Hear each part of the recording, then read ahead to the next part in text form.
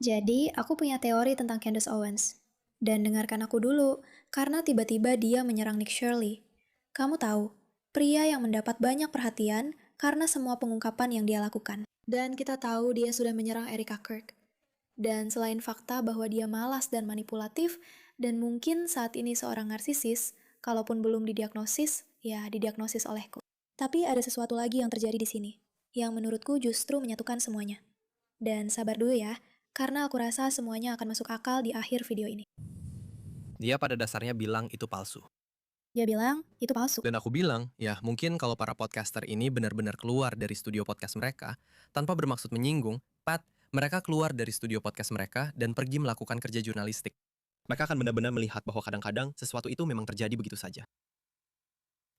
Bagian terakhir itu benar-benar membuatku ngakak karena itu lucu banget. Dan lalu seluruh omongan seperti, oh kenapa kamu nggak coba jadi jurnalis beneran dan keluar dari ruang bawah tanah tempat kamu podcastan? Dan aku nggak bisa bilang seberapa frustrasinya aku, karena kamu berpura-pura seolah-olah aku berasal dari posisi yang diuntungkan. Padahal sebenarnya justru sebaliknya. Sebenarnya aku sudah banyak makan asam garam, Nick Shirley, sebelum aku mulai podcastan di ruang bawah tanahku. Sebelum aku menikah, sebelum aku punya anak. Kamu mencoba memberitahu kami bahwa kamu hanya anak berusia 23 tahun yang menyusup ke favela dalam 48 jam. Aku nggak perlu melihat lebih jauh dari permukaannya. Aku sudah menjalani hal-hal ini. Aku sudah mengalami keadaan-keadaan seperti ini. Dan kamu pasti akan sangat mencolok, Nick, sebagai anak kulit putih yang berjalan di favela sambil membawa kamera. Dia sudah mengalami keadaan-keadaan seperti ini. Apakah dia bicara tentang geng? Apakah dia terlibat dalam geng? Apakah dia pernah disakiti? Semua orang, tunjukkan simpati kalian. Karena Candace Owens sekarang baru bisa duduk di ruang bawah tanahnya yang bernilai jutaan dolar atau bahkan puluhan juta dolar. Aku sebenarnya tidak tahu berapa nilainya. Tapi sebelum itu, dia benar-benar mengerti bagaimana rasanya berhadapan dengan lingkungan kumuh. Waduh. Siapapun yang pernah tinggal di sekitar daerah-daerah seperti ini tahu bahwa itu tidak boleh dilakukan. Itu cuma aturan dasar untuk bertahan hidup. Jangan lakukan itu. Aku punya reuni keluarga yang bahkan Nick Shirley pun tidak bisa menyusup dan bertahan hidup. Itulah kenyataannya. Jadi semua gaya sok jagoan ini, karena mereka tidak pernah keluar dari ruang bawah tanah mereka, kamu terdengar seperti anak yang terlalu dilindungi. Kamu terdengar terlalu terlindungi. Kalau sampai berpikir bahwa cuma karena sekarang aku bikin podcast, berarti aku tidak punya jauh lebih banyak pengalaman hidup sebelumnya. Yang ingin aku katakan cuma, si Candy Wendy itu terdengar agak kesal, karena dia sedang disindir karena memang sebodoh itu. Tapi yang lebih penting, kurangnya keberanian yang sebenarnya dia tunjukkan, karena dia senang duduk di ruang bawah tanahnya, dan mengkritik orang lain serta bersikap jahat kepada semua orang, termasuk Nick Shelley, termasuk Erika Cook, termasuk semua orang. Tapi dia harus membuktikan kepada semua orang bahwa dia punya acara reuni keluarga, yang mungkin dia miliki. Orang-orang tidak akan bisa, kita tidak akan bisa masuk. Mungkin kita harus membayar keamanannya, agar dia bisa pergi ke reuni keluarga itu. Itu ide yang sangat bagus, teman-teman. Kalian harus pergi dan membayar agar Candace Owens bisa membayar keamanan untuk reuni keluarganya, karena acara itu sangat berbahaya sekali. Tapi sekali lagi, maksudku, Candy Wendy membuktikan kepada kita bahwa dia memang seorang jurnalis yang benar-benar buruk sekali. Karena dia benar-benar tidak tahu hal-hal dasar tentang Nick Shelley, yang sebenarnya sangat mudah ditemukan kalau kamu mau melakukan sedikit riset saja. Momo-momo, selamat datang di Puspek. Aku Mei Raka, pembawa acara kalian. Pastikan untuk menekan tombol subscribe dan tombol hype ini. Dan sebentar saja, ada pesan singkat dari sponsor kami. Kita perlu membicarakan tentang Medicare. Karena jika kamu menggunakan Medicare, coba pikirkan bagaimana kamu memilih paketmu. Apakah ada seseorang yang membandingkan setiap pilihan dan membantu kamu menemukan yang paling cocok untuk doktermu, resep obatmu, dan kebutuhanmu? Atau kamu hanya diberikan beberapa paket dan diminta untuk memilih? Sayangnya, bagi kebanyakan orang, yang terjadi adalah yang kedua. Dan itulah mengapa aku ingin memberitahumu tentang chapter. Karena chapter itu berbeda. Mereka independen, dan satu-satunya penasihat Medicare yang membandingkan setiap rencana yang tersedia secara nasional, bukan hanya rencana yang paling menguntungkan bagi mereka. Mereka meninjau doktermu, resep obatmu, dan prioritasmu, lalu mencarikan rencana yang benar-benar sesuai denganmu. Penasihat mereka digaji tetap, jadi mereka benar-benar tidak mendorong rencana tertentu. Mereka ada untuk membantumu membuat pilihan yang tepat. Jika kamu sudah berada di rencana yang tepat, mereka akan memberitahumu. Dan jika tidak, mereka akan membantumu untuk beralih. Lansia tahun lalu yang beralih melalui chapter rata-rata menghemat lebih dari $1.000. Panggilannya gratis, hanya memakan waktu sekitar 20 menit, dan bisa menghemat banyak uang dan mengurangi stres untukmu atau orang yang kamu cintai. Dan itulah yang kami inginkan. Jadi, jika kamu punya orang tua, kakek nenek, atau orang tercinta yang menggunakan Medicare, ini patut dicoba. Hubungi chapter di 6106 20 3337. Itu 6 106 80 337. Dan ayo mulai menghemat uang sekarang. Seperti juga menaruh uang kita ke tempat yang memang pantas, bukan ke orang seperti Candace.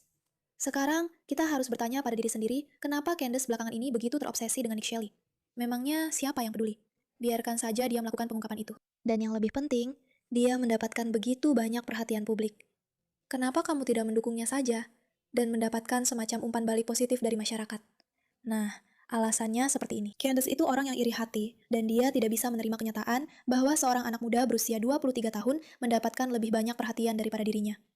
Karena kalau kamu tanya pada dirimu sendiri, apa dua berita besar belakangan ini? Jelas sekali, itu tentang Candace Owens, Erica Drum, tapi Nick Shirley dan orang-orang Somalia, serta exposure dari para jurnalis juga cukup besar. Dia tidak bisa menerimanya. Jadi dia memutuskan, ya kamu tahu kan, kalau kamu tidak bisa mengalahkannya, bergabunglah dengannya. Jadi mari kita mulai perseteruan dengan pria muda berusia 23 tahun ini yang mungkin tidak tahu bagaimana menghadapi interaksi sekelas Candace. Karena dia tahu cara bermain di level tertinggi. Kita sedang membicarakan, seperti yang sudah kamu tahu, Presiden Amerika, Presiden Prancis. Dia tahu apa yang dia lakukan. Dia sudah mencoba menyerang Perdana Menteri Israel. Jadi menurutnya, Nick Shirley itu sasaran empuk. Ayo kita serang dia. Mari kita mulai perseteruan. Dan sejujurnya, ini agak memalukan dan hanya menunjukkan seberapa rendah dia mau bertindak. Seperti, oh kenapa kamu tidak mencoba melakukan jurnalisme yang sesungguhnya dan berhenti dari dunia podcasting? Alex Clark juga mendukung hal ini karena dia tidak mau melewatkan kesempatan. Turning Point tidak mau melewatkan kesempatan karena menurut mereka, aku telah mengambil sesuatu yang menurut mereka adalah hak mereka. Tapi dia menulis ini, Nick Shirley adalah jurnalis sungguhan, Candace Owens bukan. Oh, oke. Jadi kita sedang di podcast. Kita di ruang bawah tanah. Hey Nick, jadi alasan kenapa kita tahu itu tidak masuk akal sebenarnya adalah karena kamu harus menjadi orang yang paling terlindung dari kenyataan di dunia untuk sampai perlu dijelaskan kenapa itu tidak masuk akal. Oke, ini bukan pekerjaan. Oke, orang-orang memang hidup dalam situasi seperti ini. Orang-orang, sungguh, aku punya anak-anak berusia 5 tahun di keluargaku yang sudah melihat dan mengalami lebih banyak hal daripada yang mungkin pernah kamu alami seumur hidupmu. Kejadian itu sendiri tidak pernah terjadi. Dan aku tidak bisa memberitahumu betapa frustrasinya aku karena kamu berpura-pura seolah-olah aku datang dari latar yang serba diuntungkan. Padahal sebenarnya justru sebaliknya. Kamu tidak bisa melakukan ini di Chicago.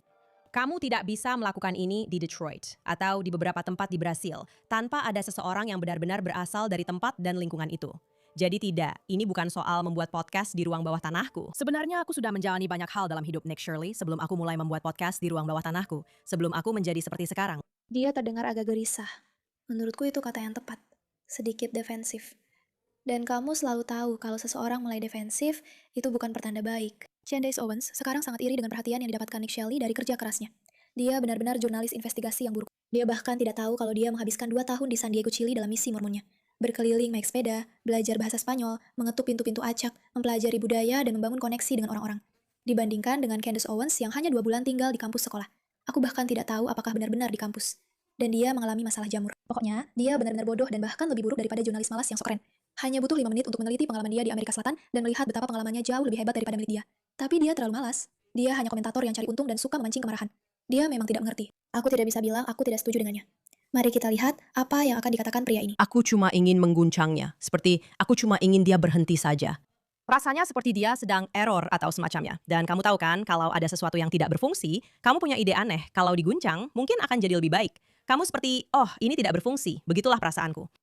Aku merasa kita benar-benar menangkap sesuatu soal Candace ini. Aku penasaran apakah kita bisa menebak, teman-teman? Ayo kita main game. Aku penasaran apakah kita bisa menebak siapa yang akan jadi target Candace berikutnya. Coba lihat, kalau ada cerita tentang seseorang yang lagi menyita banyak perhatian. Ada masalah Erica Charlie. Ada juga Nick Shelley. Mari kita lihat, apakah ada orang lain yang dia putuskan?